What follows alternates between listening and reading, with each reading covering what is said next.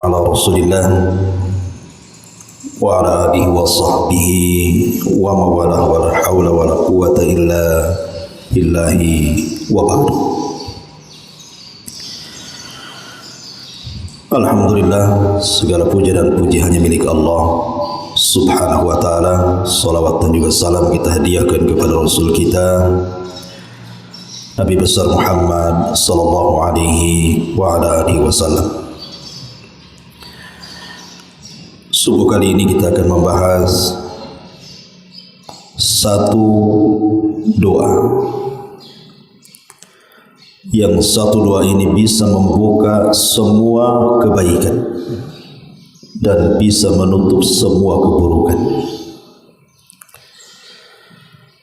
Doa apa ini? Kenapa doa ini begitu luar biasa? Sampai-sampai dikatakan oleh para ulama bahwa doa ini adalah kunci setiap kebaikan dan penutup semua keburukan. Doa ini dicantumkan dalam surah Al-Anbiya ayat 87 sampai 88. Allah Subhanahu wa taala berfirman, wa dhannuni idh dhahaba mughadiban fadhanna an lan naqdira alayhi fanada fi dhulumati an la ilaha illa anta subhanaka inni kuntu minadh dhalimin. Dan ingatlah kisah Dhunnun. Nun artinya ikan, artinya Dhunnun pemilik ikan. Yang dimaksud adalah Nabi Yunus alaihi salatu wassalam. Ketika dia pergi dalam keadaan marah kepada kaumnya, lalu ia menyangka bahwa kami, kata Allah, tidak akan mempersempit dan menyulitkan kehidupannya, maka ia pun kemudian berdoa dalam keadaan sangat gelap. La ilaha illa anta subhanaka inni kuntu minadh dhalimin. Tidak ada sesembahan yang berhak disembah kecuali Engkau. Engkau maha suci ya Rabb. Sesungguhnya aku adalah termasuk orang-orang yang telah melakukan kezaliman. Fastajabna lahu wa najjaynahu minal ghammi wa kadzalika nunjil mu'minin. Maka kami telah memperkenankan doanya dan menyelamatkannya dari kedukaan. Begitulah kami menyelamatkan orang-orang yang beriman. Ma'asyiral muslimin yang dimuliakan Allah Subhanahu wa taala, ayat ini surah Al-Anbiya ayat 87 sampai 88 ini mengajarkan kepada kita satu doa, yang doa ini amat sangat istimewa bagi yang memahaminya. Karena Nabi SAW ketika mengomentari doanya Nabi Yunus ini mengatakan, da'watu dhinnuni idh da'a wa huwa fi batnil huti la ilaha illa anta subhanaka inni kuntu minadh dhalimin fa innahu lam yada biha rajulun muslim atau lam yad'u biha rajulun muslimun fi syai'in qad illa istajaballahu lahu. Kata Nabi SAW, doa Nabi Yunus tatkala beliau terperangkap di pelut ikan adalah la ilaha illa anta subhanaka inni kuntu minadh dhalimin. Kata Nabi, sungguh tidaklah seorang muslim membacanya terus menerus kecuali Allah Subhanahu wa taala akan mengabulkan seluruh keinginan-keinginannya. Hadis ini dikeluarkan oleh Imam At-Tirmidzi dan disahihkan oleh Syekh Nasiruddin Al-Albani rahimahullah taala. Ma'asyiral muslimin yang dimuliakan Allah Subhanahu wa taala, kenapa ulama menyebutnya doa ini, doanya Nabi Yunus, adalah doa pembuka semua kebaikan dan penggempur semua keburukan. Karena dalam doa ini ada 2 poin yang luar biasa. Pertama, kalimat la ilaha illa anta. Kalimat la ilaha illa anta adalah kalimatut tauhid. Kalimat yang tidak ada sesembahan yang berhak disembah kecuali Allah Subhanahu wa taala. Inilah kalimatut tauhid. Dan kalimatut tauhid adalah kalimat pembuka semua kebaikan. Karena tauhid sendiri adalah miftahul jannah, kunci orang masuk ke dalam surga. Dan tidak mungkin orang masuk ke dalam surga kecuali orang itu banyak kebaikannya. Ya, karena tauhid itu pembuka semua kebaikan. Tidak ada satupun kebaikan kecuali ada tauhid di dalamnya. Makanya kenapa kemudian doa ini sangat istimewa, karena dimulai dengan tauhid. Dan tauhid sendiri adalah seruan seluruh para nabi dan rasul. Walaqad ba'atsna fi kulli ummatir rasulan an i'budullaha wajtanibut taghut. Dan tidaklah kami utus pada tiap-tiap umat seorang rasul, di mana tugasnya adalah mengajak manusia sembahlah Allah, tauhidkan Allah, esakan Allah, dan jauhi sesembahan selain Allah alias taghut. Ma'asyiral muslimin yang dimuliakan Allah Subhanahu wa taala, ingat ketika kita bercerita tentang hadis bitaqah, hadis orang yang membawa kesalahan di tangannya 99 catatan menghadap Allah Subhanahu wa taala. Kemudian Allah katakan bentangkan satu catatan. Maka dia pun membentangkan satu catatan, rupanya satu catatan saja sejauh mata memandang, dan itu semua kesalahan dia, tidak ada kebaikan sama sekali. Sehingga Allah Subhanahu wa taala mengatakan, bacalah catatan. Boleh jadi ada yang keliru aku mencatat, atau mungkin para malaikat yang kutugaskan keliru mencatatnya. Maka orang ini mengatakan, tidak ya Rabb, semua benar, ini semua kesalahan. Kemudian Allah Subhanahu wa taala katakan, alaka hasanatun, kamu punya kebaikan untuk menandingi catatanmu yang buruk ini. Maka dia mengatakan, ya Rabb, sekalipun aku punya kebaikan, buat apalah dengan catatan yang begitu banyak dari keburukanku ini. Ketika orang ini hampir putus asa dan menyangka dirinya akan masuk neraka, tiba-tiba Allah memanggilnya dan mengatakan, bahkan engkau punya satu kebaikan yang luar biasa. Tetapi orang ini mengatakan, buat apa kebaikan itu? Masih gak yakin juga, dibandingkan dengan catatan-catatan yang kubawa seluruhnya keburukan.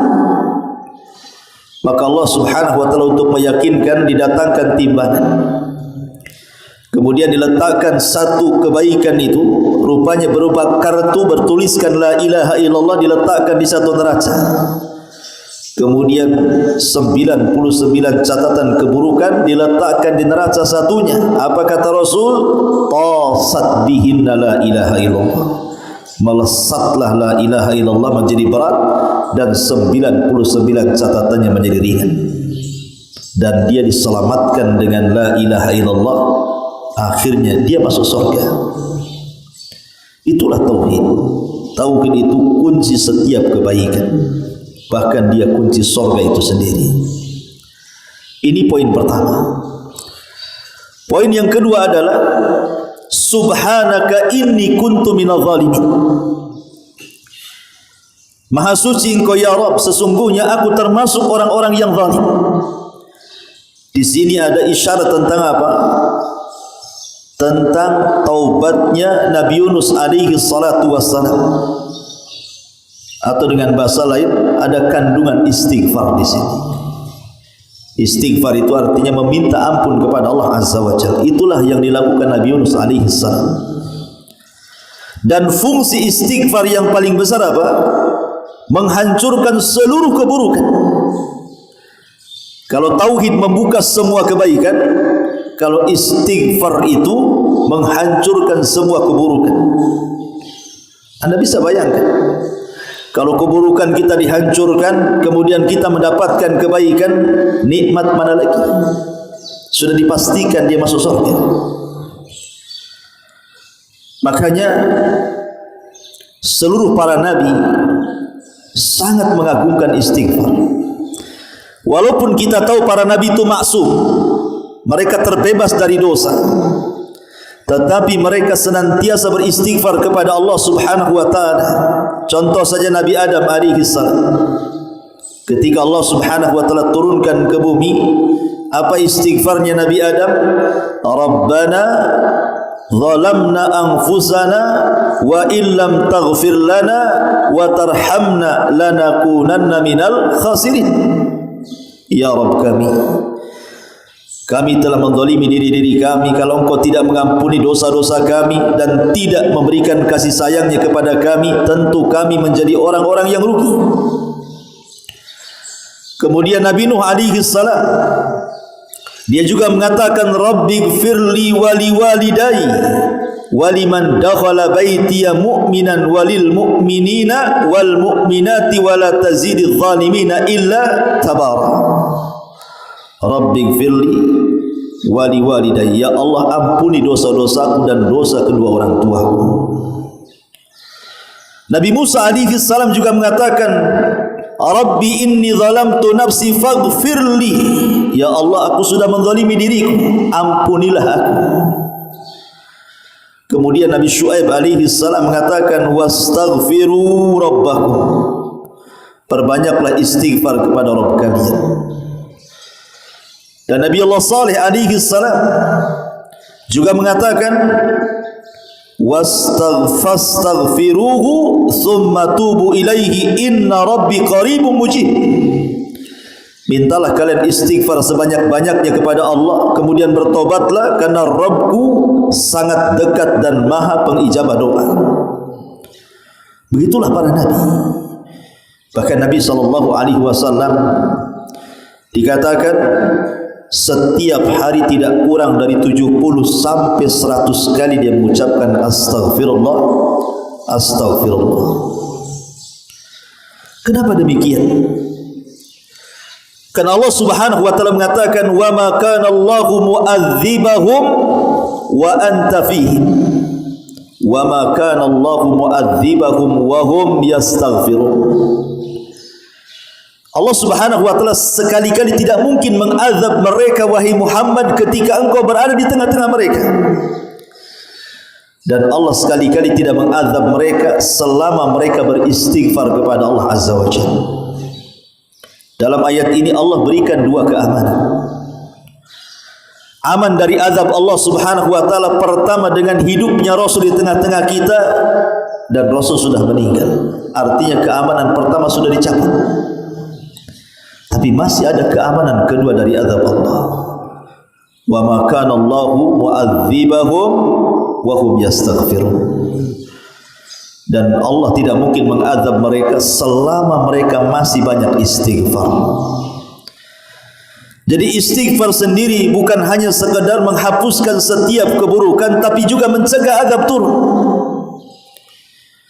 Ma'asyiral muslimin yang muliakan Allah Subhanahu wa taala. Makanya Nabi SAW sampai mengatakan tuba, tuba, beruntunglah, beruntunglah kata Rasul. Apa itu beruntung? Bagi yang catatannya kelak pada hari kiamat dipenuhi dengan kalimat istighfar. Rasul mengatakan tuba, beruntung. Beruntung orang-orang yang kelak pada hari kiamat catatan amalnya itu banyak kalimat istighfar karena banyaknya kita ucapkan di dunia. Jadi kalimat astaghfirullah ini jangan dianggap remeh. Kalau antum dari sini pulang saja baca istighfar sampai 100 kali, sudah 100 lah dalam catatan amal kita itu kalimat istighfar, dan itu kalimat mudah. Dan kalau bisa itu dijadikan kalimat latah kita. Jangan kemudian kaget apa pula yang diomongkan. Ada orang kaget itu Tiba-tiba ucapan yang keluar tu aneh-aneh. Coba kalau seandainya dijadikan kalimat lata, pas kaget astagfirullah. Bukan astaga ya. Kalau astaga jadi astaga naga tu enggak jelas tu. Kalau astagfirullah itu baru jelas. Saya dengar di masyarakat kok astaga ini maksudnya apa? Enggak ada artinya astaga itu. Bawa naga lagi di situ. Maka ini enggak beres masyarakat kita. Jelas-jelas astagfirullah diganti astaga. Jadi yang benar kalau ngomong astagfirullah. Apalagi kalau sampai kita bukan hanya sekedar astagfirullah atau astagfirullahaladzim, lebih daripada itu ada yang disebut dengan sayyidul istighfar, rajanya istighfar. Kalau kita membaca rajanya istighfar, subhanallah ikhwan, perhatikan sabda Nabi SAW dari Shaddad ibn Aus radhiyallahu anhu. Dari Nabi SAW kata Rasul, sayyidul istighfar, pemimpinnya istighfar, rajanya istighfar, an yaqulal abdu, ketika seseorang mengatakan Allahumma anta rabbi la ilaha illa anta khalaqtani wa ana abdu wa ana ala ahdik wa wa'dika mastata' a'udzu bika min syarri ma sana' abu'u laka bi ni'matika alayya wa abu'u bi dhanbi faghfir li fa innahu la yaghfiru dhunuba illa anta. Inilah sayyidul istighfar. Allahumma anta rabbi, ya Allah sesungguhnya engkau adalah Rabbku. Tidak ada ilah kecuali hanya dirimu. Engkau telah menciptakan aku, sedangkan aku adalah hamba-Mu. Aku akan berusaha memenuhi janji-janjiku kepadamu sekuat tenaga. Aku berlindung kepadamu dari apa yang ku perbuat dari kejelekan. Aku mengakui akan nikmat-Mu. Engkau memberikan kepadaku semua nikmat yang aku rasakan, dan aku mengakui juga atas dosa yang pernah aku perbuat, maka ampunilah dosa-dosaku. Sesungguhnya tidak ada yang mengampuni dosa kecuali Engkau ya Rabb. Lihat bagaimana keutamaannya kata Rasul. Man qalaha minan nahari mukinan biha famata min yaumihi qabla an yumsiya fahuwa min ahlil jannah, kata Rasul. Apa kata Nabi? Barang siapa yang mengucapkan doa ini, maksudnya doa sayyidul istighfar ini, pada siang hari dengan meyakini isinya, kemudian dia mati pada hari itu, dipastikan dia masuk surga. Wa man qalaha minal lail wa huwa muqinun biha mata qabla an yusbih fahuwa min ahlil jannah. Kalau dia membacanya di malam hari dan dia yakin dengan isinya, kemudian dia mati sebelum pagi hari, maka dipastikan dia menjadi penduduk surga. Lihat, dari sini ada faedah besar. Sebenarnya ikhwan, kata para ulama, kalau kita hendak melihat bahwa si fulan ada alamat ahli jannah atau tidak, si fulan itu nampak apakah dia punya sifat-sifat ahli surga atau tidak, itu sebenarnya mudah. Apa tanda-tandanya? Cuma satu, ketika lisannya tidak lepas daripada istighfar. Kalau orang terus mengucapkan astagfirullah, astagfirullah, astagfirullah, di rumah astagfirullah, di jalan astagfirullah, di tempat pekerjaan astagfirullah, aktivitas apapun dia mengucapkan astagfirullah, baik dalam ibadah atau di luar ibadah, maka ulama mengatakan berarti sudah tampak kepada antum itu bahwa antum itu termasuk memiliki sifat-sifat ahlul jannah, penduduk surga. Kita lihat wasiat Nabi SAW kepada para wanita di zaman itu. Apa kata Nabi SAW? Ya ma'syaran nisa tasaddaqna wa akthirna minal istighfar fa inni ra'aitu kunna aktsara ahlin nar. Kata Nabi SAW, hei kaum wanita, perbanyak sedekah dan perbanyak istighfar, karena aku lihat kebanyakan kalian itu masuk neraka. Qalat imra'atun minhum, tiba-tiba seorang wanita dari mereka berdiri dan mengatakan, wa ma lana aktsaru ahlin nar ya Rasulullah, kenapa pula kami menjadi banyak penduduk neraka ya Rasulullah? Maka Rasul mengatakan, tuksirnal la'na wa takfurnal ashir, karena engkau para wanita terlampau banyak melaknat, tidak suka dengan orang dicela, tidak suka dengan suami dicela, tidak suka dengan tetangga dicela, tidak suka dengan anaknya dicela. Itulah wanita. Mereka tidak bisa mengerem lisannya. Dikasih tahu pun tidak akan bisa tahu. Hari ini sadar, besok itu lagi. Itulah perempuan seperti itu. Karena perempuan naqisatu aqlin wa din, memang sudah kurang akalnya, ikut perasaan, dan kurang agamanya. Dan mereka juga kufur dengan suaminya. Sehebat apapun suami berbuat baik kepada istri, kalau antum punya satu kesalahan, habis kebaikan kita di hadapan mereka. Enggak ada lagi sisa-sisanya. Dan itulah kekurangan wanita di situ, antum harus sabar. Makanya Rasul mengatakan, wa ma ra'aitu min naqisati aqlin wa dinin aghlab lidhi lubbi minkunna. Dan aku tidak pernah melihat ada seseorang yang kurang akalnya, kurang agamanya, tapi mampu mengalahkan laki-laki yang kuat, yang kekal, yang luar biasa. Kemudian dikatakan, ya Rasulullah, apa yang dimaksud kurang akal dan agama itu? Maka Rasul mengatakan, syahadatu imra'ataini bi syahadati rajulin, karena persaksian dua wanita cukup diganti dengan satu laki-laki. Kalau laki-laki satu, perempuan harus dua. Kemudian wa tamkusul ayyam la tusalli, dan ada waktu-waktu wanita itu tidak salat karena sedang haid. Itulah kurang agama. Persaksiannya harus dua karena kurang akal, kurang agama karena ada waktu-waktu haid dia tidak salat, dia tidak puasa.